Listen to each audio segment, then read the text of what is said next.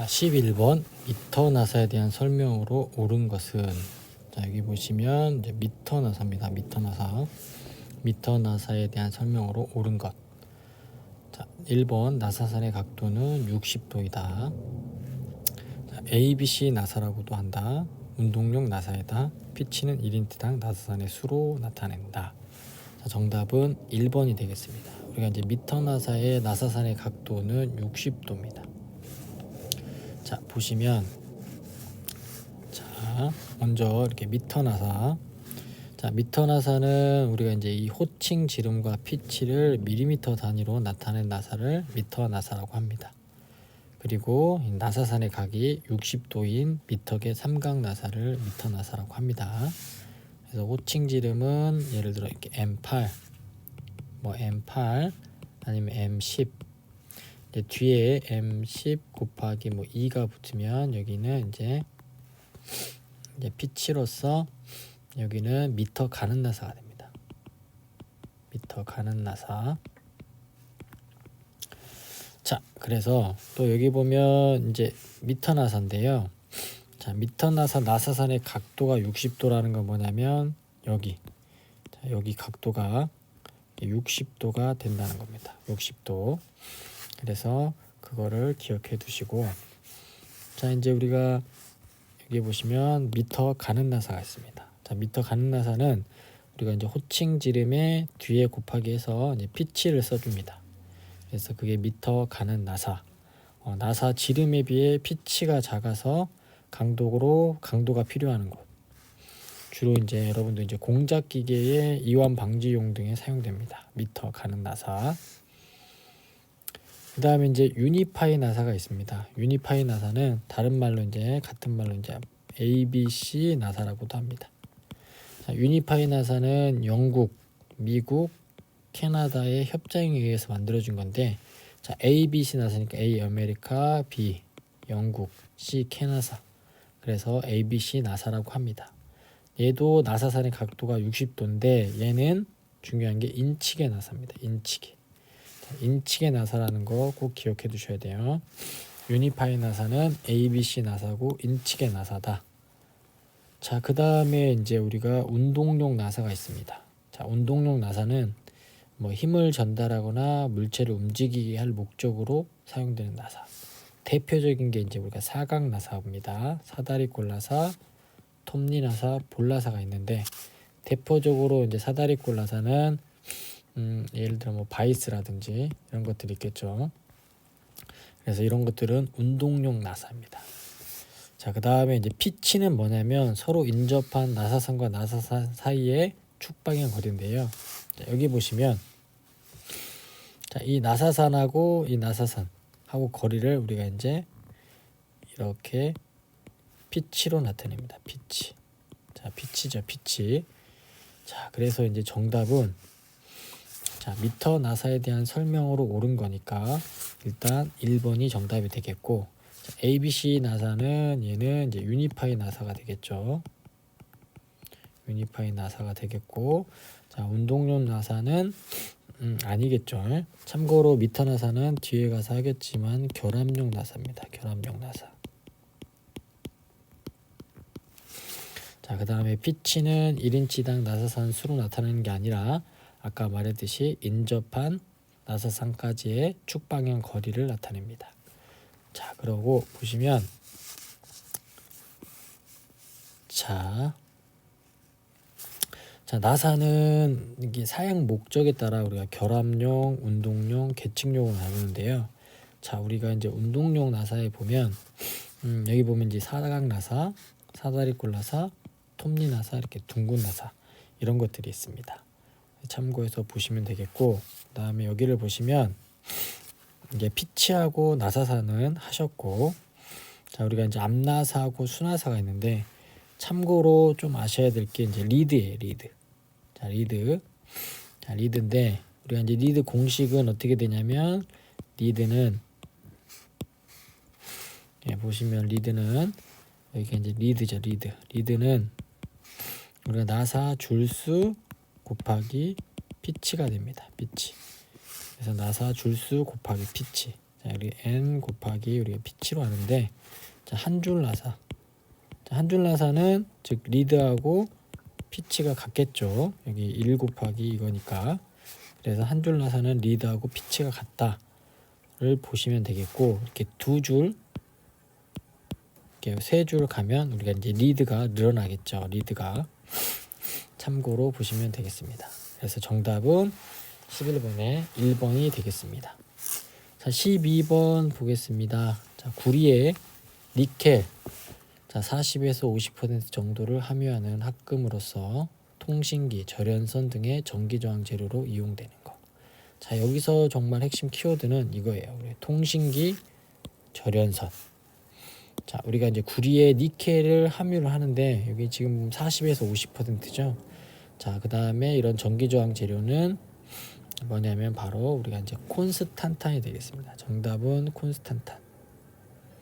자, 그래서 여기 좀 알아둬야 될 게 콘스탄탄은 통신기, 그 다음에 이런 절연선에 쓰이는 전기저항 재료이다. 이렇게 보시면 되겠고, 자, 구리하고 니켈이 전기하고 열이 잘 통과하기 때문에 우리가 이제 구리 니켈 계합금을 쓰는데 40에서 50%, 40에서 뭐 약 45%한 콘스탄탄, 그 다음에 뭐 60에서 70%는 모넬메탈, 이런 것들이 있습니다. 자, 참고로 이제 여기 보시면 엘린바하고 우리가 인바가 있어요. 엘린바, 인바. 자, 엘린바, 인바를 우리가 대표적으로 뭐라고 하냐면 불변강이라고 합니다.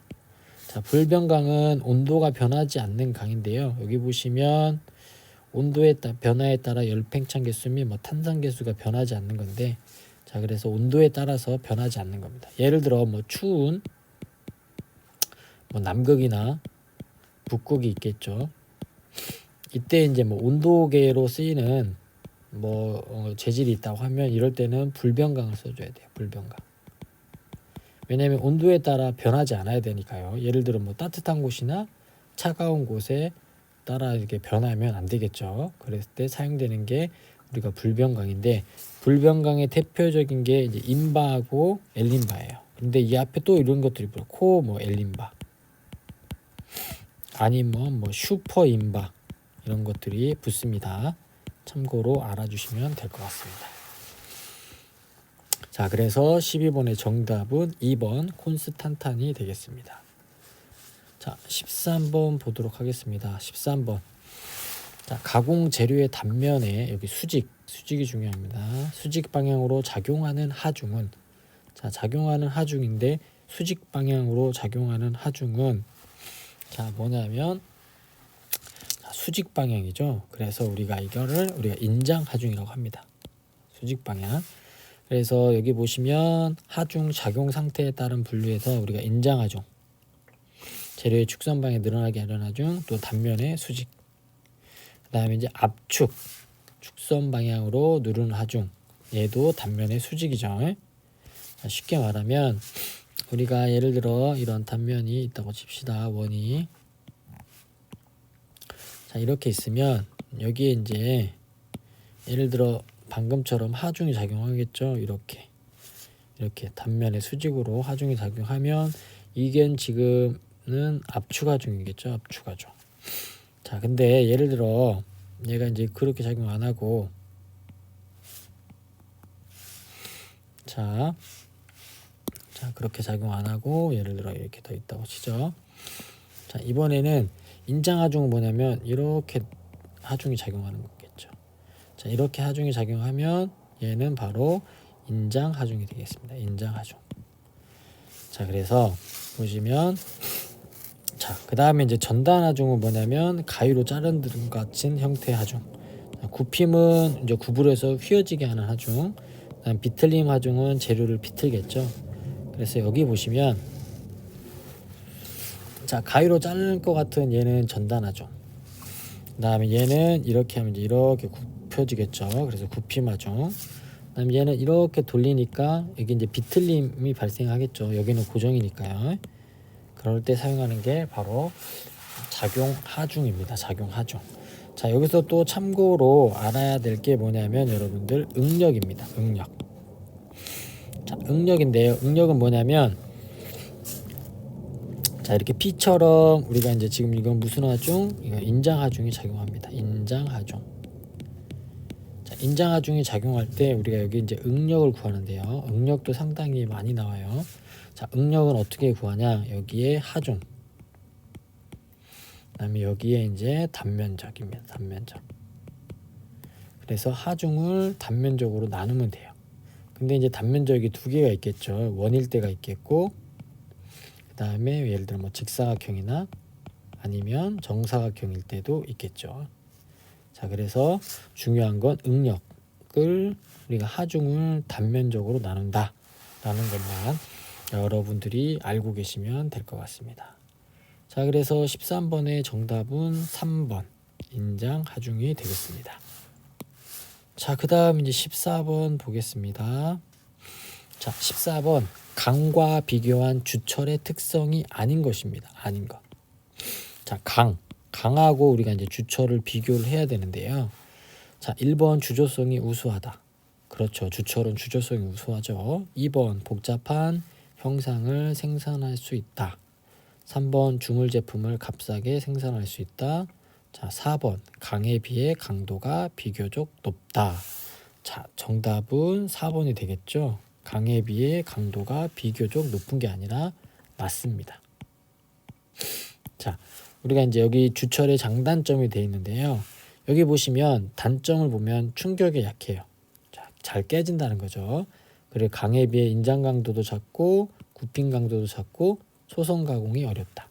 자, 이제 여기서 이제 소성 가공은 뭐냐면 예를 들어 뭐 단조라든지 아변, 인발 뭐 이런 건데요.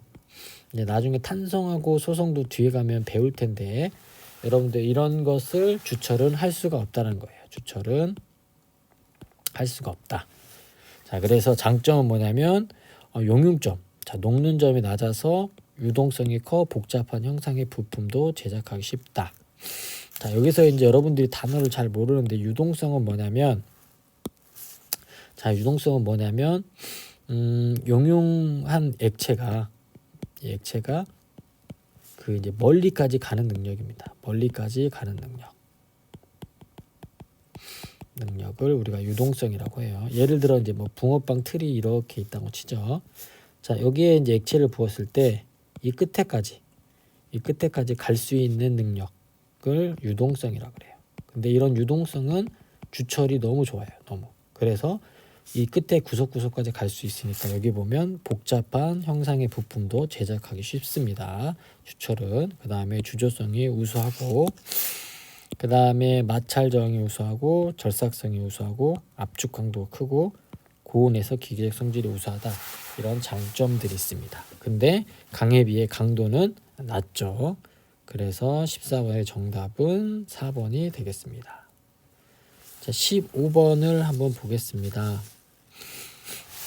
자, 15번 치수 숫자와 함께 사용되는 기호로 자, 우리가 이제 45도 못따기입니다. 45도 못따기. 자, 45도 못따기를 나타내는 기호는 참고로 여기 1번이 되겠습니다. 1번. 자, 1번이 되겠고, 자, 2번은 이제 우리가 이제 반지름이 되겠습니다. 반지름.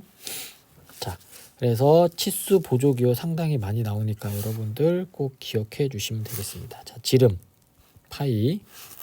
자, 반지름 R. 그 다음에 이제 구의 지름 S 파이. 구의 반지름 SR. 그 다음에 정사각형 변은 우리 정사각형. 판의 두께는 T. 그다음에 원호의 길이는 이렇게 표시하고 45도 못따기는 C. 자, 그 다음에 이론적으로 정확한 지수는 이렇게 네모칸을 치죠. 그 다음에 참고 치수는 가로를 쳐줍니다. 자, 그래서 치수 보조기호 여러분들 중요하니까 꼭 기억하시면 될 것 같아요. 예를 들어 자, 이렇게 정사각형이 이렇게 있습니다. 정사각형이 이렇게 있고 여기에 이제 치수를 주겠죠. 치수를 주는데 여기가 이제 이렇게 하고 20 하면 정사각형 한 변의 변이 20mm라는 뜻입니다. 예를 들어 그리고 여기에 T 뭐 3 하면 얘 두께는 3mm. 자, 두께는 T로 표기하시니까 3mm라는 겁니다. 그런 것들 알아주시고 자, 그 다음 이제 못따기가 있는데 45도 못따기냐? 왜 45도 못따기냐? 우리가 이제 못따기로 지금 여기를 못따기 할 건데요. 여기 보시면 각도가 여기가 45도잖아요. 45도, 여기가 90도니까. 그래서 각도가 45도, 45도, 90도일 때 이 변이 같습니다. 자, 여기 변이 같아요. 그래서 우리가 45도 못따기 C 2.5 하면 여기가 2.5mm가 되는 거예요. 자, 여기도 2.5mm가 되는 겁니다. 그래서 여기 치수하고 여기 치수가 이렇게 같아요. 그래서 이게 45도 못따기다. 자, 45도 못따기는 C로 표시한다. 그래서 15번의 정답은 1번이 되겠습니다. 자, 16번 보겠습니다. 자, 16번. 자, 바퀴 암이나 리브의 단면을 실형을 회전 도시 단면도로 도형 내에 그릴 경우, 자, 여기서 중요한 단어는 도형 내에서 그릴 경우입니다. 도형 내에서. 그 다음에 중요한 게 이제 회전 도시 단면도라는 거죠.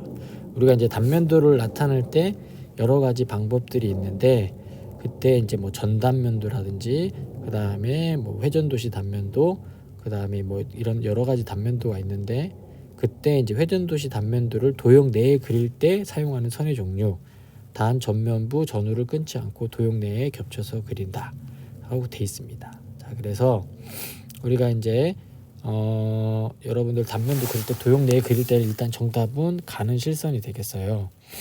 자, 그래서 여기 보면, 자, 그림을 좀 보시면 여기 지금 보면 이게 이제 암인데요. 암은 여기 보면 지금 이 단면을 90도 회전해 가지고 여기서 이렇게 그렸겠죠. 이때 이 선이 무슨 선이냐 라는 뜻입니다.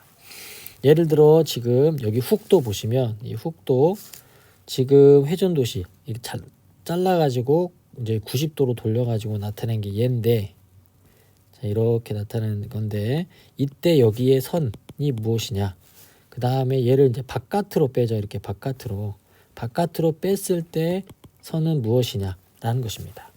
그래서 여기 보시면 이제 이렇게 그리는데, 자, 얘를 우리가 이제 가는 실선으로 그립니다. 얘도 안에다가 도형 안에다가 그릴 때는 우리가 이제 가는 실선으로 그립니다. 가는 실선. 근데 이제 예를 들어 도형 밖으로 뺄 때는 얘를 굵은 실선으로 그려요. 굵은 실선으로 그린다는 거. 그래서 도형 안에다 그린다는 거, 그릴 때는 가는 실선, 도형 밖으로 뺄 때는 굵은 실선이라는 것들 여러분 꼭 기억해 주시고, 또 하나, 자, 이렇게 그리는 것은, 자, 우리가 회전도시 단면도라는 것을 꼭 기억해 주셔야 돼요. 회전도시 단면도, 바퀴의 암이나 뭐 핸들 같은 것들을 그릴 때는 우리가 회전도시 단면도로 그린다 라고 보시면 되겠습니다. 자, 그 다음에 이제 17번 보겠습니다. 17번. 자, 표면의 결 도시 방법에서 제거 가공을 허락하지 않는 것. 자, 중요한 단어는 여기서, 자, 제거 가공을 허락하지 않는 것입니다. 제거 가공. 자, 이게 중요해요. 제거 가공을 허락하지 않는다. 자, 그래서 여기 보시면, 자, 이제 우리가 세 개가 있습니다. 자, 첫 번째, 얘는 제거 가공 필요 여부를 문제 삼지 않습니다. 그 다음에 얘는 제거 가공을 필요로 해요. 그 다음에 얘는 제거 가공을 해서는 안 돼. 저 부분은. 그래서 정답을 보시면 일단 정답은 제거 가공을 허락하지 않을 것. 자, 그래서 제거 가공을 허락하지 않을 것은 뭐냐면 정답은, 자, 우리가 1번이 되겠습니다. 1번. 제거 가공을 해서는 안 된다. 그래서 실제로 이제 도면을 한번 보겠습니다. 도면을 보시면, 자, 여기 있죠. 자, 지금 부품 번호가 이제 4번이 있는데, 여기 보시면 전체적으로는 지금 제거 가공을 하지 않아야 돼요. 그리고 이제 이쪽에 이렇게 해가지고 X하고 Y로 했는데, 이 부분만 그 뭐라고 그럴까, 여러분들 주서에 나온 표면 거칠기대로 제거 가공을 해야 되는 겁니다. 그래서 여기 뭐 X, 그 다음에 여기 Y 이쪽 부분 있는데, 여기도 이렇게 표면 거치기 기호가 있죠. 그래서 여기 주서에 보시면 여기 X하고 지금 Y가 나와 있어요. 자, 이런 식으로 이런 곳에 거칠기로 절삭을 해야 된다는 뜻입니다. 자, 그래서 제거 가공을 해서는 안 되는 것은 정답은 우리가 이제 1번이 되겠습니다. 자, 18번 보겠습니다. 자, 나사의 호칭이 L 2줄 M50 곱하기 2H 이겁니다. 자, 근데 이게 중요하는데 여기서 이제 6H는 무슨 뜻이냐?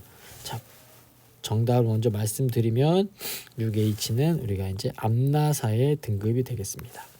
자, 그래서 나사를 표시할 때 L은 나사의 감긴 방향입니다. 뭐 왼쪽이냐 오른쪽이냐. 그래서 L이니까 왼나사가 되겠고, 그 다음에 두 줄 나사산의 줄입니다. 그래서 두 줄 나사가 되겠고, 그 다음에 이제 M50 곱하기 2는 나사의 호칭이에요. 제가 아까 앞서 말했듯이 이렇게 M50 곱하기 2가 있으면 얘는 미터 가는 나사죠. 가는 나사. 즉 얘는 이제 피치가 되겠고, 얘는 이제 나사의 호칭 지름인데요. 그래서 미터 가는 나사인데 이거는 나사의 호칭입니다. 그 다음에 뒤에 나오는 6은 이제 나사의 등급인데요. 자, 그래서 6H는 이제 뭐라 그럴까? 6H는 나사의 등급인데 암나사의 등급입니다. 자, 그래서 우리가 대문자로 나타낼 때는 암나사, 소문자로 나타낼 때는 수나사가 되겠습니다. 만약에 이게 이제 수나사면 6H가 되겠죠. 그래서 나사의 호칭은 그렇게 나타낸다. 그래서 여기 보면 이제 왼나사, 두 줄 나사, M50 곱하기 2는 호칭 지름이고, 여기는 암나사의 6등급이라는 나사의 등급을 나타냅니다. 그래서 18번의 정답은 2번이 되겠습니다. 자, 19번 다음 등각 투상도를 화살표 방향으로 투상한 정면도입니다. 정면도. 자, 이런 문제는 꼭 여러분들 한 문제 정도 꼭 나옵니다. 삼각법을 이용하는 문제는 한 문제 정도 꼭 나오니까 기출문제를 유심히 잘 풀어보시면 될 것 같아요. 자, 이렇게 화살표 방향으로 봤는데, 그러면 여러분들 이제 이 모양이 보이겠죠? 여기 모양이 보이는데 이제 이 부분이 중요합니다. 이 부분. 이 부분을 볼 때 어떻게 보이느냐. 그래서 제가 봤을 때 여러분들, 자, 1번이 정답입니다. 1번. 자, 이렇게 보이겠죠? 자, 이렇게 수문선 안 나오고요. 그 다음에 이제 밑으로도 안 나오고 밑으로 수문선도 안 나옵니다. 그래서 정답은 1번이 되겠습니다. 자, 20번. 자, 가공에 의한 커터의 줄무늬 방향 모양이 다음 그림과 같을 때 줄무늬 방향 기호에 해당하는 것은, 자, 우리가 이제 줄무늬 방향 기호인데, 자, 먼저 정답은 여기 보면 이제 C가 되겠습니다. C. 자, 그래서 줄무늬 방향도 여러분들 상당히 많이 나오는데요. 자, 먼저 우리가 이제 표면 거치기를 표시할 때 이런 항목으로 표시를 합니다. 이때 여기 D 부분, 이 D 부분에 우리가 이제 D 부분에 줄무늬 방향을 기호를 쓰게 돼 있어요. 예를 들어 여기다 C를 쓴다거나 아니면 뭐 X를 쓴다거나 이렇게 쓴다거나 하는 건데, 자, 그래서 줄무늬 방향 기호는 어떻게 외워주시냐면 핵심 키워드가 있어요. 핵심 키워드. 자, 보시면 여기 이제 이게 두 줄 있는 건 투상면의 평행입니다. 평행. 자, 평행. 자, 얘는 평행이 키워드입니다. 평행. 그 다음에 얘는 투상면의 직각. 얘는 투상면의 직각. 직각이 키워드고, 그 다음에 이제 X는 두 방향으로 교차입니다. 그리고 두 방향 교차. 두 방향 교차. 이렇게 기억해 주시고, 그 다음에 이제 M은 여러 방향입니다. 여러 방향이 핵심 키워드며, 그 다음에 이제 방금 C는 우리가 이제 동심원이에요. 동심원. 그 다음에 R은 우리가 이제 레이디얼이란 모양입니다. 레이디얼.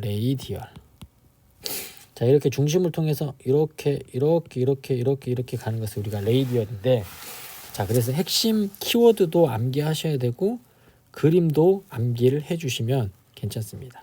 그래서 문제 유형이 어떻게 나오냐?